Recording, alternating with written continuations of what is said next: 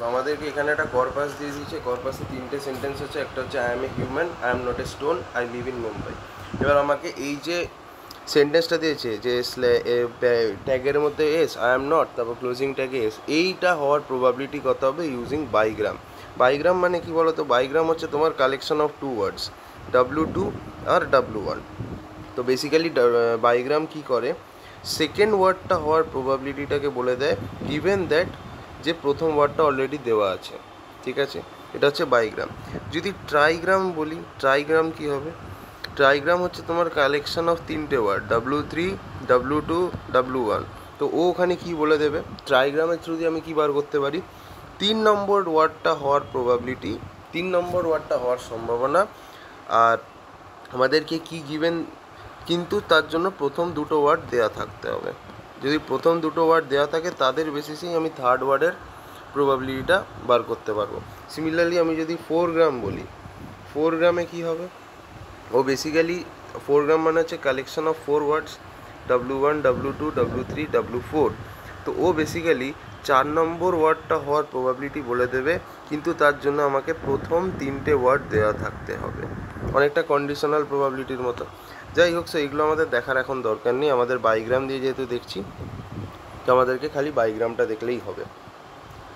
ঠিক আছে, তো তাহলে বেসিক্যালি এখানে আমাদের আই এম নট আছে, sorry basically I M not. হ্যাঁ, তো দেখো এখানে আমাদের কি করতে হবে ভালো করে দেখে নাও। আমাকে ওই পুরো জিনিসটার প্রবাবিলিটি বার করতে হবে। তাহলে P of S I M not দিয়ে এখানে ক্লোজিং এস, এটা বার করতে হবে। তো কী করে বার করব? প্রথমে দেখো, আগে এস আছে দেন আই আছে, তাই তো? তো তাহলে আমি এটাকে উল্টে নেব। কীরকমভাবে উল্টাবো ভালো করে দেখো। পি অফ আই আগে হবে, দেন এস এখানে হবে। ঠিক আছে, ডিভাইড হলো, এটা হলো। নেক্সট কী হবে? ইন্টু এবার আমি এই দুটোর রেসপেক্টে দেখবো। তো এই দুটোকে উল্টে নেবো, অবশ্য আই তো উল্টে লাভ নেই, যাই হোক আই বাই আই হয়ে গেল। ঠিক আছে, নেক্সট কী হবে? নেক্সট আমি এইটা এবং এম, আই আর এম এই দুটোর রেসপেক্টে দেখবো। ঠিক আছে, আই আর এম এই দুটোর রেসপেক্টে দেখবো, আই আর এম এই দুটো, তার মানে ইন্টু আই আর এম এই দুটোর রেসপেক্টে আমি যদি দেখি, তাহলে আগে এম আসবে পরে আই আসবে, তাহলে এম বাই আই হবে। নেক্সট আমি কাদের রেসপেক্টে দেখবো বলো? এম এবং নট এই দুটোর রেসপেক্টে দেখবো, তাহলে P into not by M হলো। বুঝতে পারছো? নেক্সট আমি কাদের রেসপেক্টে দেখবো? নট আর এস, তাই তো? তাহলে চলো দেখি, তাহলে ইন্টু পি অফ এই দুটোকে তাহলে আগে আমাদেরকে রিপ্লেস করতে হবে। তাহলে আগে এস আসবে পরে নট আসবে, তাহলে P into S by not, obviously because আমরা এই দুটো রেসপেক্টে দেখলাম। So like this. এইবার নেক্সট কি করব? আমাকে প্রবাবিলিটিগুলোকে কাউন্ট দিয়ে রিপ্লেস করতে হবে। ঠিক আছে, কাউন্ট দিয়ে রিপ্লেস করতে হবে। কিভাবে রিপ্লেস করব? তো দেখো, আবার আমাকে কি করতে হবে? কাউন্ট মানে আমাকে সি দিয়ে লিখতে হবে। এবার সি দিয়ে যেই লিখবো, আমায় করতেটা কী হবে? এই যে আই আছে আর এস আছে এই দুটোকে আগে ইন্টারচেঞ্জ করতে হবে। তাহলে কিরমভাবে লিখবো? এইদিকে আগে এস আসবে বাই আই আসবে, এইটা ডিভাইডেড বাই যেটা তোমার সেকেন্ডে আছে সেটাকে নিচে লিখতে হবে, count of S, like this. Same কাজ করবে এখানে। তো আগে এই দুটোকে আগে আমি ইন্টারচেঞ্জ করব, তাহলে C of I by I একই ব্যাপার, করে লাভ নেই। আর যেটা সেকেন্ডে আছে ওটাকে আমি নিচে লিখবো, divided by C of I into. Similarly এখানেও আমাকে তাই করতে হবে।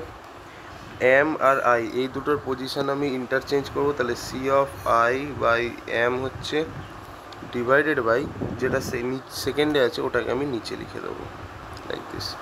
ইন্টু এবার এইখানেও আমি সেম কাজ করব, এই দুটোকে ইন্টারচেঞ্জ করব, তাহলে সি অফ, তাহলে এখানে কি হবে? এই দুটোকে তাহলে আগে আমি ইন্টারচেঞ্জ করে দেবো, তাহলে এখানে হবে হচ্ছে এম বাই নট, আর যেটা তোমার সেকেন্ডে আছে ওটাকে নিচে লিখে দেবো, তাহলে সি অফ এম হলো।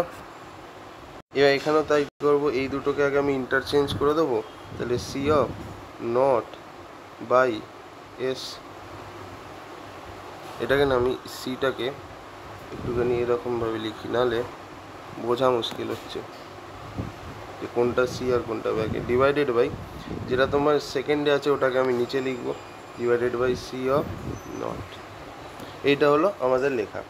এইবার নেক্সট আমাদের কি করতে হবে, তো তাহলে এবার দেখো আমায় কী বার করতে হবে, count of S by I. আমি এখানটায় লিখছি তাহলে সুবিধা হবে। এস বাই আই মানে এস এবং আই দুটোই একসাথে কভার আছে, দেখে নাও। এস আর আই দেখো একবার আছে, দুবার আছে, তিনবার আছে, এস বাই আই একসাথে, তাই তো। তো তাহলে আমাদের এখানে কি হবে, it is nothing but 3 divided by নিচে কি আছে দেখো, count of S. S cover আছে, দেখো কাউন্ট অফ এস কভার, একবার, দুবার, তিনবার, সো 3/3 হবে, ঠিক আছে, সিম্পল। ইনটু এবার count of I by I, I by I cover এসছে মানে আই আর আই একসাথে, তো দেখো আই আর আই একসাথে একবারই এসছে, রাইট। তো তাহলে এটা কত হবে, 1 divided by count of I, count of I, I cover এসছে দেখে নাও, আই কভার এসছে একবার, দুবার, তিনবার, চারবার, চারবার আই এসছে, তাহলে 1/4 ইন্টু নেক্সট কী আছে দেখো, আই আর এম একসাথে কভার এসছে দেখো, আই আর এম একবার, দুবার, দুবারই এসছে, তার বেশি আসেনি, তাহলে এটা হচ্ছে 2 divided by count of I, I cover এসছে একটু আগে দেখালাম চারবার, ইন্টু এম নট, এম আর নট একসাথে কভার এসছে দেখে নাও, একবারই এসছে খালি, আর তো কোথাও দেখছি না, তাহলে এম নট, তার মানে এটা হচ্ছে একবার divided by M, M cover এসছে, let's see how many times M, একবার এসছে, দুবার এসছে, আর তো কোথাও দেখছি না, তাহলে 1/2, রাইট। তাহলে এটা কত হচ্ছে, 3 তো কেটে যাচ্ছে, এটা 1/2 1/2 1/4, তার মানে এটা কত হচ্ছে 1/2 ইন্টু 1/2 ইন্টু 1/4, তার মানে হচ্ছে 1/16 আসছে না, দেখে নাও তো। হ্যাঁ, তো যদি 1/16 আসে তাহলে আমাদের এটাই কিন্তু অ্যান্সার। না সরি, আমি তো একটা মিস করে গেলাম, কোনটা মিস করে গেলাম, নট এস আর সি অফ নট, এইটা আমরা তো দেখলামই না, ভেরি সরি। আচ্ছা, এরপরে আমাদের নেক্সট কোনটাকে চেক করতে হবে, এম নটের পরে এই জিনিসটাকে চেক করবো না, তাহলে দেখো নট আর এস একসাথে কতবার এসছে, নট এবং এস। তো দেখো আমি এখানে কিন্তু একটা জায়গাতেও দেখতে পাচ্ছি না যেখানে নট এবং এস দুটো একসাথে আছে, কোথাও নেই। তো তাহলে যদি কোথাও না থাকে তাহলে এটা তোমার কি হয়ে যাবে, 0 ডিভাইডেড বাই, এখানে নেক্সট কি আছে, C of not, not cover এসছে দেখে নাও, নট স্যার একবারই এসছে, একবারের বেশি আসেনি, তো তাহলে 0/1 হচ্ছে। তো তাহলে এটা আলটিমেটলি কত হচ্ছে, এখানে আমি লিখছি 1 ইন্টু 1/4 ইন্টু 1/2 ইন্টু 1/2 ইন্টু 0/1, তো যদি 0 থাকে তো পুরোটাই 0 হয়ে যাবে, তাহলে অ্যান্সার হচ্ছে 0। তো তাহলে আমাদের এখানে কি জিজ্ঞেস করেছিল, P S S I I M not আর স্পেস, এটার হওয়ার প্রবাবিলিটি কত, দিস ইজ নাথিং বাট 0, গল্প শেষ।